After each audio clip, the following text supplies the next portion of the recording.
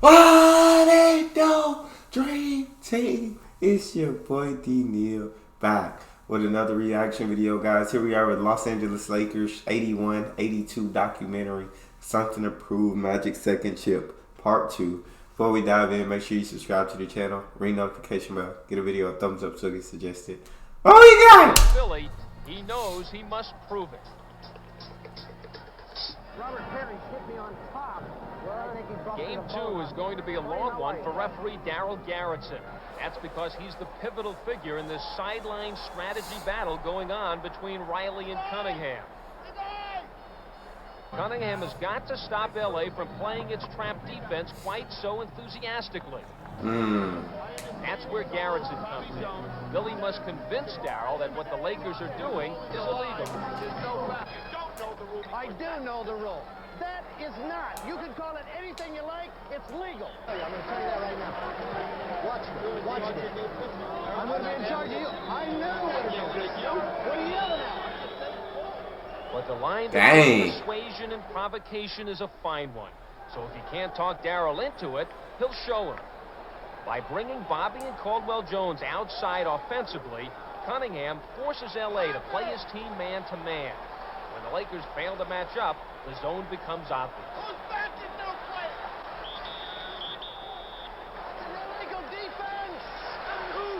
I don't understand why that was even a rule, though. Like, I don't get why that was a rule. That doesn't make sense to me. You should be able to guard. It's 5-on-5. You should be able to guard however you want to guard. You feel me? And I'm not saying that there's some rules that are here today that I don't understand either. But that one just, I don't know. That irks me. Because it's like, it's not a one-on-one game. It's 5-on-5. Use your 5. The best way you strategize with 5 players is a team sport. With your 5 players, the best way you know how we'll strategize with our 5. But and if you have a weak link out there, make adjustments. But I don't think that should have ever been a rule. After that, the Lakers play their traps much less aggressively, and Cunningham's strategy helps Philly maintain a modest advantage. But a margin like this is never comfortable in the NBA, especially against Riley's Greyhounds. And when a small Lakers spurt cuts the margin to 8 and starts looking like Game 1's ominous avalanche, it is, as they say in the NBA, winning time. And when it's winning time, Philly looks to one person. Julius. With a game on the line, Julius Irving. Oh, the way he just palms it is so nice. Philly to 6 unanswered points. Jay is capable of winning basketball games all by himself. And tonight, as he's done time after time, Irving takes Philly's fate in his own hands, and he delivers LA its first playoff loss. The cheers do not stop for the rest of the game, as Philly expresses its thanks for the efforts of this team, this man, and this man as well. He'd had a great game, too.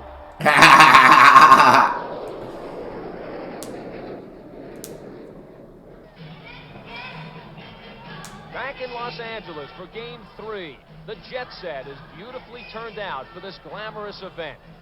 So many beautiful faces might distract another man, but not Pat Riley. Not after the loss in Game 2. Now it's his move, his turn to make some adjustments. We had some minor adjustments that we made on defense, but it was most of all directing our energies at the area that I think is the most important in this series, and that's the rebounding department.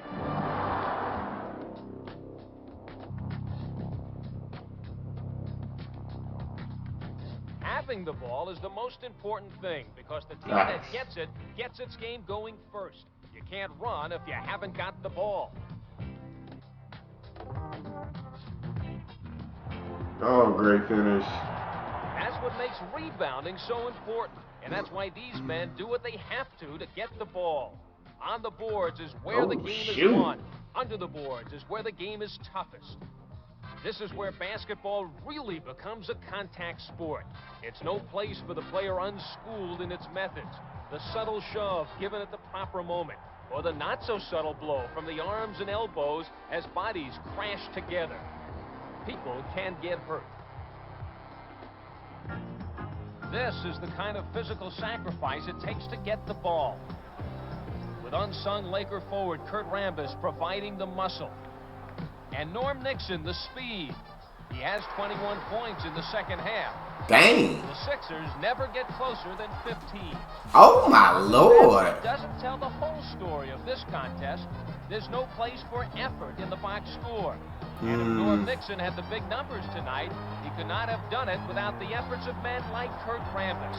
Because to win this game, you had to win the battle of the boards. Dang. No closer than 15, so it was a blowout from the jump. Championship play requires the physical intensity of Game 3. It also demands the mental concentration this figure's Game 4 performance exemplifies. I find that if I try to keep an emotional level that is consistent and balanced and use my brain rather than my emotions, it benefits my game better. That kind of emotional discipline has made this intensely serious competitor the It's too game's big, most bro. dominating player for 13 seasons. It's too big, bro. My God. May not single-handedly carry his team to the playoffs every season as he once did, but when this master of the skyhook gets to his spot, he is virtually There's nothing you can do to... Yes. It's literally unstoppable, bro. Like, he's too big. He's too dominant. In Game 4, Kareem's 21 points combined with a hot hand. Without that trapping, without being able to trap somebody like that, I can see him just going nuts. Like, know what I'm saying? You get the ball down there now in that post, and if you're that dominant, you best believe the second guy's coming over to you. You got to give up the jumper because we're trapping that immediately. Of another cool performer, Jamal Wilkes, gives the Lakers another victory. Philly, down 3-1, is in a hole no team in championship play has ever climbed out of. We've been in this position the opposite way, being up 3-1, and we know that you got to win 4 games, and we're looking forward to coming back to L.A. If Billy Cunningham is going to sing California Here I Come tonight in Game 5, the Sixers will have to do a little jamming in Philly first. Uh-oh. When Good Andrew Cody finish. gives Philly its first lead of the second half, the crowd tunes up for a little chorus of its own. Look at here. This place is jumping. It's really jumping. Sixers got us all real high. I say it's really jumping. Big D is thumping.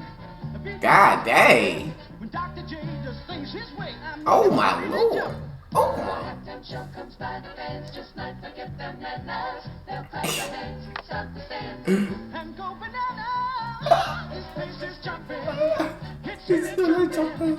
Sixers got us all real high. I say it's really jumping. Yeah. God dang. And quick fast breaks.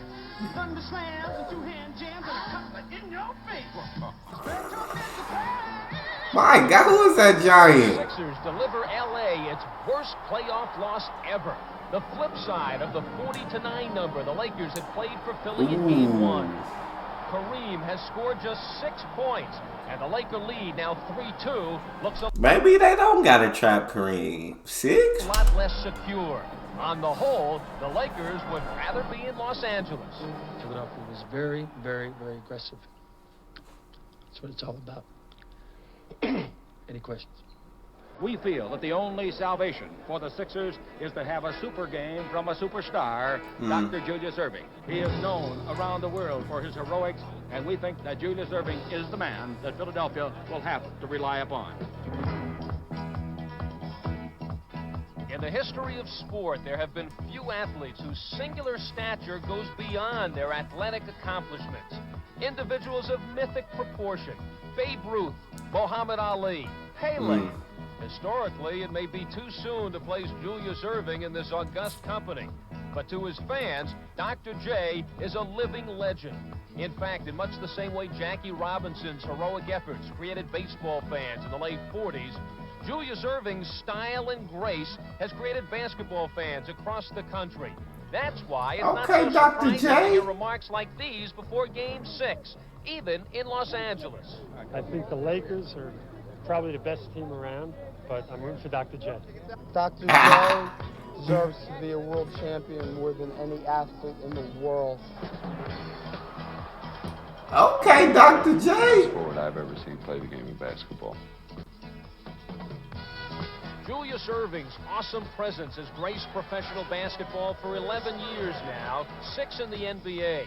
Many stylish performers have entertained NBA fans, but Julius is in a class by himself. This is Erving's 3rd appearance in an NBA World Championship Series. In this league, getting to the finals even once is tough enough. At 32, Dr. J may not have many chances left.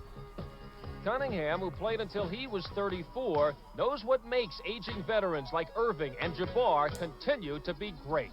They have this great inner drive.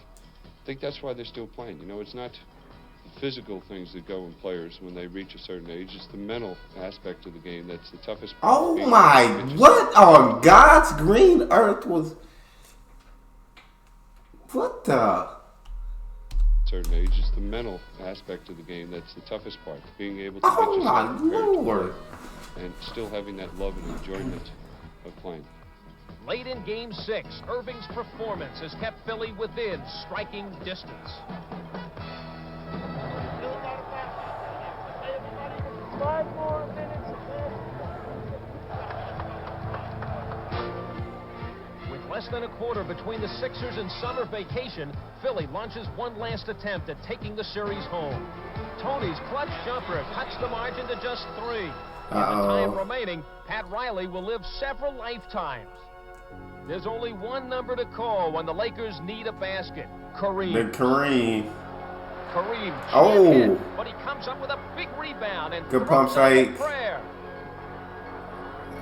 That's not a prayer from that Momentum close. hanging in the balance. Kareem's second effort finally drops through. Fouled on the play. Free throws give LA a much more comfortable 6-point advantage.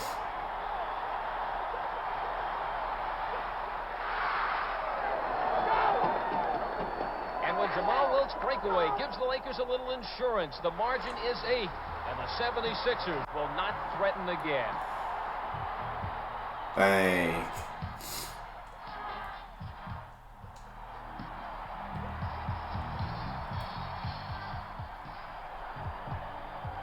Hey.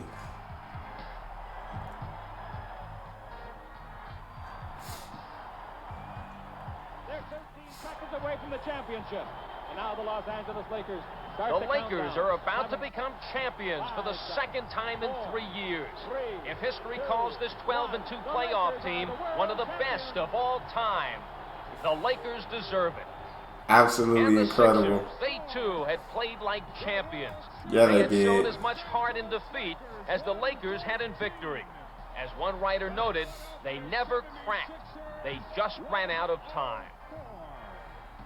For the Lakers, this is sweet and joyful redemption. They had waited 2 years to prove they were still the best in the world. Number 1 again. Nah, they definitely played amazingly. Definitely played amazingly. That's all we got for that year, though. Can't wait to jump to the next team. You guys got a favorite video suggestion? You can subscribe to Patreon and drop it in the comment section. It's your boy D Neal. Out.